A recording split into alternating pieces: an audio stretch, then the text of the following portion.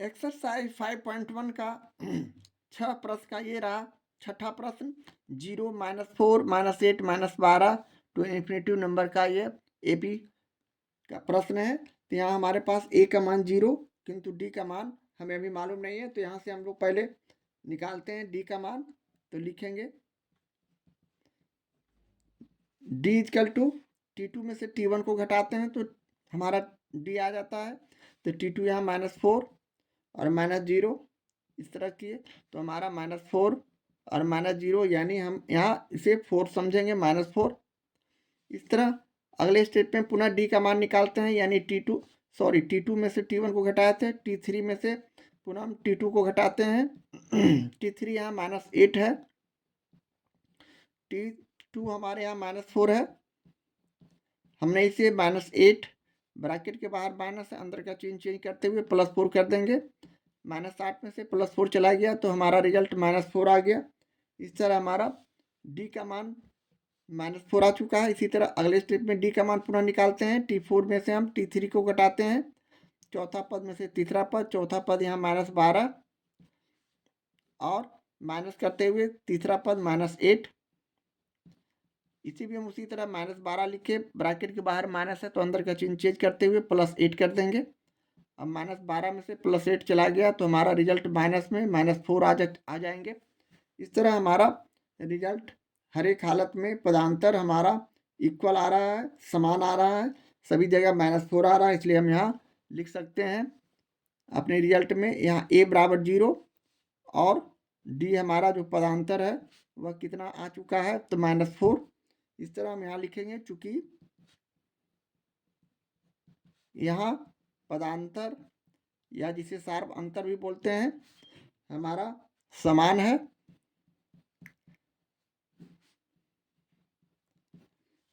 इसलिए यह एपी में है। इसलिए इसे हम क्या लिखेंगे, एपी में रहने से हम इसे आगामी 3 पद निकाल सकते हैं। तो हम T5 निकालेंगे, इसलिए 4 पद दिया हुआ, 5वां 6ठा 7वां दिया हुआ है। अतः यहाँ हम एक लाइन लिख देंगे, दी गई संख्या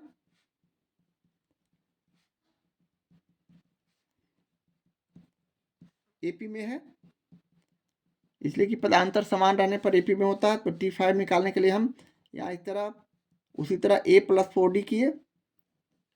a+4d करने के बाद अब हम a का मान यहाँ 0 रखेंगे और +4 इंटू डी का मान -4 रखेंगे, यानी 0 और 4 में 4 से गुना किए तो -16 हो जाएंगे। तो 0 - 16 यानी -16। इस तरह अगले स्टेप में पुनः T6 का मान निकालते हैं, a+5d, a का मान यहाँ 0 और +5 में हम d का मान -4 को गुना करेंगे उसी तरह, तो यहाँ हो जाएगा 0 + -20। अब इसे हम जोड़ते हैं तो हमारा रिजल्ट -20 होता है, 5 चौक 20। इसी तरह T7 का मान निकालते हैं, 7वां पद, तो a+6d यानी 0 + 6 में हम d का मान यहाँ -4 रखते हैं तो 6 चौक 24 यानी 0 + -24, यानी हम इसे जोड़ते हैं तो -24। इस तरह आगामी 3 पद हमारा निम्न हो जाएंगे,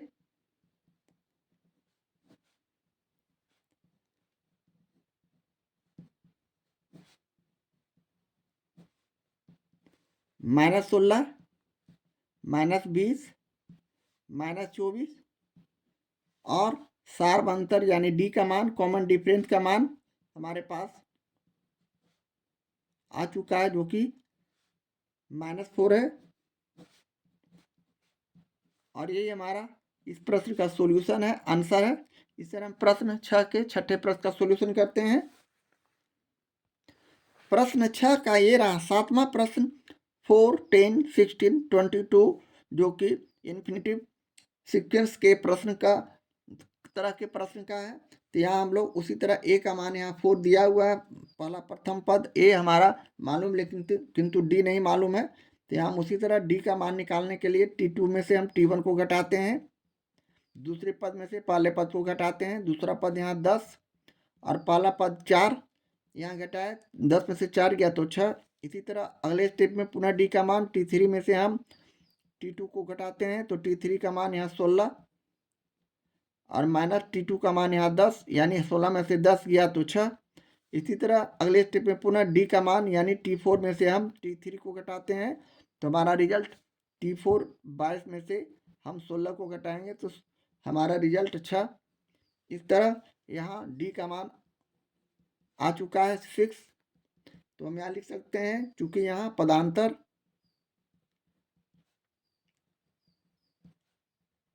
जिसे सार्व अंतर भी कहते हैं समान है,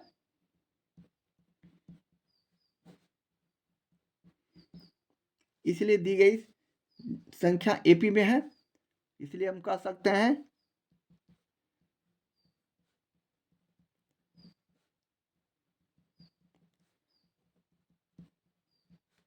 समांतर श्रेणी में है। तो आगामी 3 पद हम यहाँ से हम निकाल सकते हैं, तो हमारा आगामी 3 पद क्या हो जाएगा, तो हम लिखेंगे यहाँ, इसलिए T5 बराबर, इसलिए कि 4 पद यहाँ दिया हुआ 1 2 3 4, तो 5वां पद, 6ठा और 7वां पद हमें निकालना है। A+4D करेंगे सूत्र के अनुसार। ए का मान यहाँ हमने ए का मान यहाँ लिख देते हैं, ए का मान यहाँ 4 हो जाएंगे, यानी ए का मान यहाँ 4 + 4 इंटू डी का मान यहाँ हम उसी तरह 6 रखते हैं, यानी 4 + 6 = 24। अब यहाँ हम जोड़ते हैं तो हमारा रिजल्ट 28 आता है। इसी तरह T6 का मान भी निकाल सकते हैं, यानी A+5D करेंगे। A+5D करने के बाद हमारा ए का मान 4 + 5 इंटू 6 करेंगे, 6 × 25 = 30, यानी 4 + 30, तो हमारा रिजल्ट 34 होगा। इसी तरह T7 निकालते हैं, तो A+6D करेंगे, ए का मान यहाँ 4 + 6 इंटू डी का मान यहाँ 6 रखेंगे, यानी 4 + 36, 6 × 36, 36 में 4 जोड़े तो 40। इस तरह हमारा आगामी 3 पद क्या हो गए, इसलिए आगामी 3 पद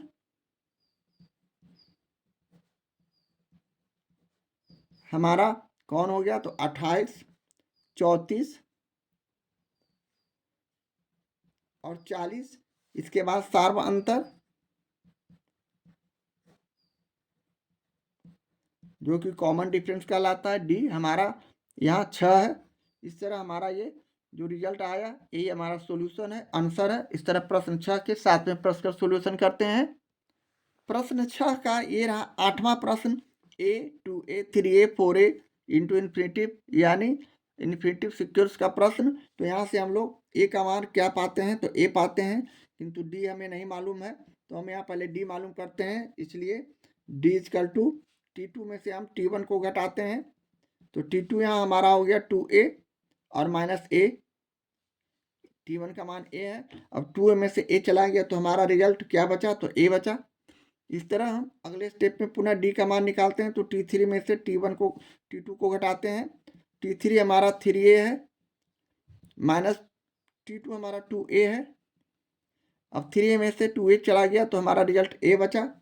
इस तरह अब हम पुनः डी का मान निकालते हैं, यानी T4 में से हम T3 को घटाते हैं, तो T4 यहाँ 4A है, 4A में से 3A हमारा T3 है, तो 4A में से 3A चला गया तो A बचा, यानी हमारा सार्व अंतर कांस्टेंट आ रहा है, स्थिर है, मतलब समान है। तो यहाँ हम लिख सकते हैं, इसलिए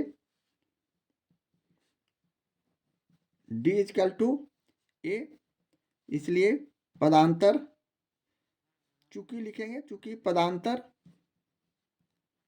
यानी सार्व अंतर समान है,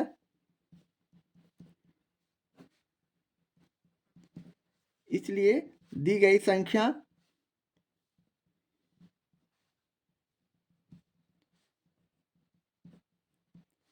एपी में है। एपी में है तो इसका हम आगामी 3 पद निकाल सकते हैं। तो हम T5 निकालेंगे, इसलिए कि 4 पदों तक यहाँ प्रश्न में दिया हुआ है, तो 5वां पद T5 निकालते हैं, तो A+4D हमारे पास सूत्र है। ए का मान यहाँ A है और 4D यानी 4 इंटू डी का मान यहाँ A है, तो हम इनके गुणा कर दिए, यहाँ a प्लस 4d हो गया, यानी 4a हो गया, सॉरी 4a हो गया। तो अब यहाँ रिजल्ट हमारा 5a हो गया। इसी तरह अगले स्टेप में हम T6 का मान निकालते हैं, छठे पद का। तो a प्लस 5d करेंगे, a का मान a ही है और d का मान हमें भी a मालूम हुआ है। तो हम यहाँ a प्लस 5d करेंगे, 5a हो जाएगा। तो हमारा ये हो जाएगा 6a।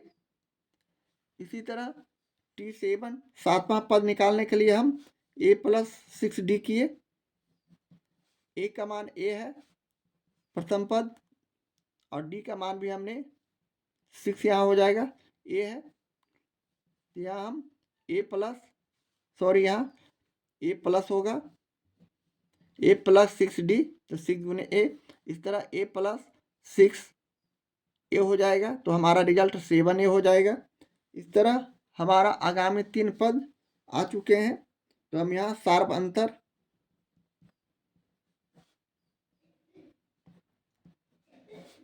बराबर a और आगामी 3 पद यहाँ लिख देंगे।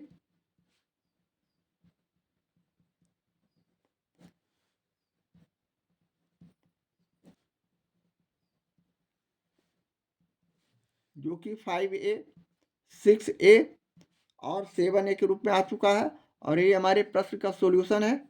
इस तरह हम प्रश्न 7वां का सॉल्यूशन करते हैं। एक्सरसाइज 5.1 का प्रश्न 6 का ये रहा 9वां प्रश्न। -1.2 -3.2 -5.2 और -7.2 हमारे पास सीक्वेंस है, श्रेणी है, जो कि अपरिमित तरह के हैं, अपरिमित सीक्वेंस है। तो यहाँ हम उसी तरह अपने प्रश्न को लिखते हैं, यानी a का मान हमें -1.2 दिया हुआ है, जबकि d का मान हमें नहीं मालूम है। हमें d का मान मालूम करने के लिए यहाँ लिखेंगे d बराबर T2 माइनस T1, यानी दूसरे पद में से पहले पद को घटाते हैं। तो दूसरा पद यहाँ -3.2, जबकि दूसरा पद, पहला पद -1.2 है। इसे हम इस तरह लिख दिए और इसे आगे हम हल करते हैं। तो हमारा रिजल्ट -3.2, ब्रैकेट के बाहर माइनस है तो प्लस का चिन्ह देंगे और 1.2 लिखेंगे। अब 3.2 बड़ा देखने में है तो हम यहाँ माइनस का चिन्ह देंगे और 3.2 में 1.2 को घटाते हैं तो हमारा रिजल्ट सीधे 2 आता है, या 2.0 को हम सिर्फ 2 लिख सकते हैं घटाने पर। यहाँ 3.2 में हम 1.2 को घटाते हैं तो हमारा रिजल्ट 0.3 में से गया तो 2, 2.0 को हम सिर्फ 2 लिख रहे हैं। इसी तरह अगले स्टेप में पुनः हम डी का मान निकालते हैं, यानी T3 में से हम T2 को घटाते हैं। T3 हमारे यहाँ -5.2 है, माइनस के चिन्ह देते हुए T2 का मान यहाँ -3.2 है। अब यहाँ -5.2 में से हम, यहाँ माइनस ब्रैकेट के बाहर है तो प्लस हो जाएगा, जो कि 3.2। अब यहाँ हम इसे घटाते हैं तो यहाँ भी रिजल्ट हमारे पास -2 आता है, इसे भी हम घटाएंगे तो हमारा रिजल्ट -2 आएंगे। इस तरह हम अगले स्टेप पे पुनः डी का मान निकालते हैं, यानी T4 में से हम T3 को घटाते हैं। T4 यहाँ हमारा -7.2 है और T3 हमारे पास -5.2 है। अब हम -7.2 में से माइनस यहाँ प्लस हो जाएंगे, इसलिए कि ब्रैकेट के बाहर माइनस रहने पर प्लस हो जाते हैं, यानी +5.2 हो जाएंगे। अब 7.2 में से 5.2 को घटाते हैं तो यहाँ भी रिजल्ट हमारे पास -2 होता है। आप घटा के देखें या यहाँ पर घटा के देखा जाए तो 7.2 में हमने 5.2 को घटाया तो 0, 7 में से 5 गया तो 2, यानी 2.0 को हम सिर्फ 2 लिखे हैं। इस तरह हमारे हर एक हालत में कॉमन डिफरेंस समान आ रहा है तो इसे हम लिख देंगे, इसलिए शार्प अंतर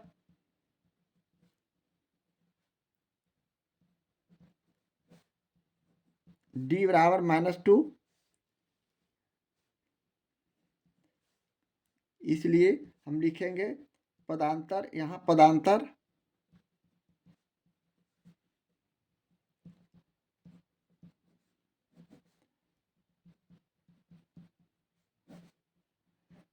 समान है, इसलिए दी गई संख्या, यानी दी गई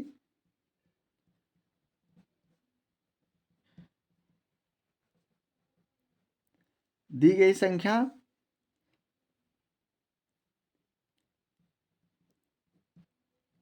संख्या एपी में है। इस तरह हम इसका आगामी 3 पद निकाल सकते हैं, यानी T5, T6, T7 निकाल सकते हैं। तो 5वां पद निकालने के लिए T5 लिखे, a + 4d किए। यहाँ a का मान प्रश्न में -1.2 दिया हुआ है, जबकि 4 × d का मान हमने यहाँ -2 रखा। -1.2 में हम यहाँ गुना करेंगे, 4 दूनी 8, तो -8 हो जाएंगे। अब -1.2 और -8 को हम जोड़ते हैं, तो हमारा रिजल्ट यहाँ रफ वर्क में समझा जाए। 1.2 को हमने 8 में जोड़ दिया, दोनों माइनस में है, लेकिन यहाँ हम जोड़ देंगे तो 8 × 2 = 10 के 0 हासिल 1 और 1 × 1 = 2। इस तरह -2 और -8 को जोड़ दिए, तो हमारा रिजल्ट क्या आ गया? तो हमारा रिजल्ट यहाँ 4d है। 4d में हमने गुना नहीं किया है क्या? -1.2, 4 दूनी 8, ठीक तो है। हम गलत यहाँ जोड़ रहे हैं, यहाँ 8 होगा, इसलिए कि 8.0 इसको लिखेंगे। 2, 8 × 9 यानी 9.2 हमारा रिजल्ट माइनस में होगा, 9.2 हमारा रिजल्ट होगा। इस तरह हम T5 का सोल्यूशन करते हैं और अगले स्टेप में हम T6 निकालते हैं। a + 5d उसी तरह -1.2 और +5 × -2 किए, यानी इसे भी हम -1.2 लिखे और 5 दूनी 10 -10 करेंगे, यानी 10 में 1 जोड़ दिए तो 11, -11.2 हमारा T6 का मान होगा। इसी तरह हम T7 निकालेंगे, 7वां पद, यानी a + 6d। a का मान यहाँ -1.2 और +6 × d का मान -2, -1.2 और यहाँ भी हमारा रिजल्ट -12 हो जाएंगे। गुना करने पर 6 दूनी 12, -2 में 6 से गुना किए, +6 में -2 से, तो अब यहाँ माइनस जुड़ जाएगा, तो 12 × 1 = 13, यानी 13 हमारा जो 2 आएगा। इस तरह हम 5वां, 6ठा, 7वें पद को निकाल चुके हैं, इसलिए अब हम लिख सकते हैं अपने रिजल्ट में। इसलिए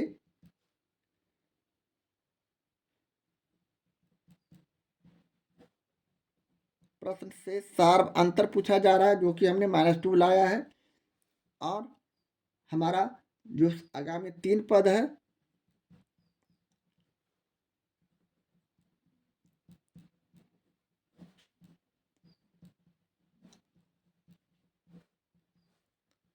-9.2 है, सॉरी, यहाँ माइनस है, और -11.2, -13.2, और यही हमारा आंसर हो गया, सॉल्यूशन हो गया प्रश्न 6 के 9वें प्रश्न का।